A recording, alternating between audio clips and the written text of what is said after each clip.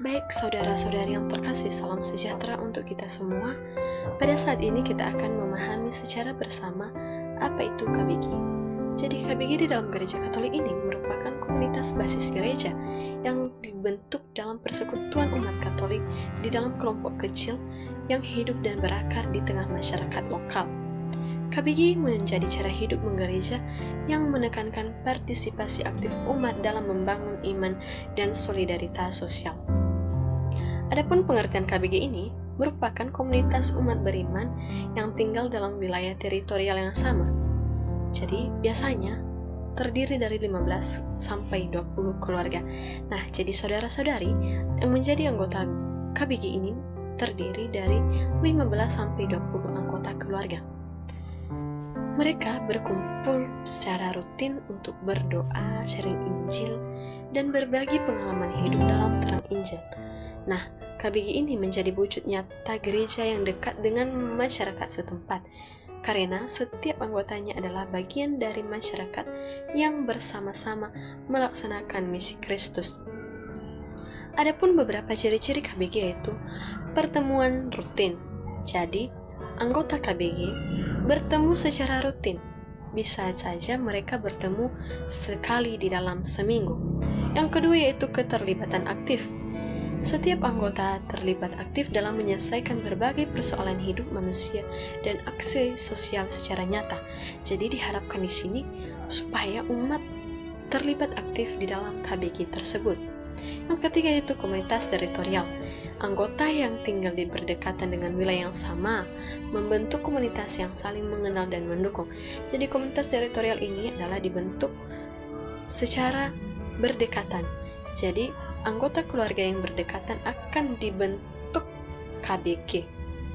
Yang keempat yaitu kesatuan dengan gereja universal.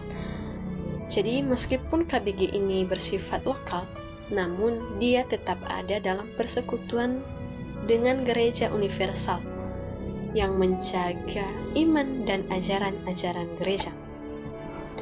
Yang menjadi tujuan KBG yaitu menghidupi nilai-nilai Injili.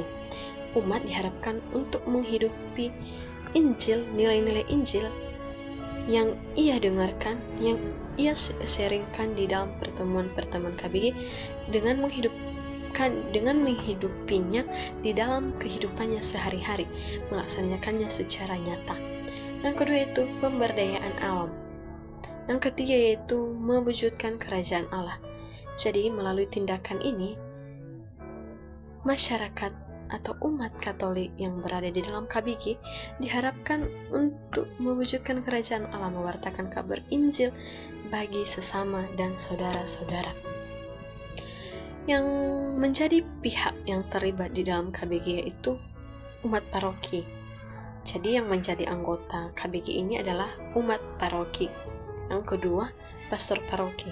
Jadi pastor paroki di sini berperan aktif untuk memimpin rohani atau mendampingi, membina dan mengarahkan umat Katolik di dalam KBG tersebut sehingga umat tersebut dapat termotivasi dalam menjalankan kehidupannya sehari-hari. Yang ketiga yaitu katekis. Jadi di sini katekis sangat diharapkan di dalam KBG untuk memberikan pengajaran iman, memfasilitasi diskusi kitab suci, dan membimbing umat dalam kehidupan gereja. Yang terakhir yaitu animator atau animatres. Jadi ini merupakan fasilitator yang membantu mengorganisir kegiatan KBG dan mendorong partisipasi aktif gereja. Nah, saudara-saudari, sekarang kita akan memahami bersama asal-usul dari KBG. Nah, konsep KBG di Indonesia berkembang setelah Sidang Agung Gereja Katolik Indonesia atau biasanya disebut SAGI pada tahun 2000 yang merekomendasikan KBG sebagai cara hidup menggereja yang baru. Gagasan ini didukung oleh semangat Konsili Vatikan II yang menekankan pentingnya keterlibatan umat dalam kehidupan gereja. Katekis memiliki peran penting dalam KBG. Yang pertama, pengajaran iman. Mereka menyampaikan ajaran gereja dan membantu umat memahami serta menghayati iman Katolik. Yang kedua, pendampingan rohani. Mereka membimbing umat dalam pertumbuhan rohani melalui doa, refleksi, dan diskusi kitab suci. Yang ketiga itu menjadi fasilitator kegiatan. Jadi para katekis ini membantu merancang dan melaksanakan kegiatan KBG yang mendukung pertumbuhan iman dan pelayanan sosial. Dengan demikian, KBG menjadi sarana efektif bagi umat Katolik untuk hidup beriman secara aktif, membangun komunitas yang peduli, dan mewujudkan nilai-nilai Injil dalam kehidupan sehari-hari.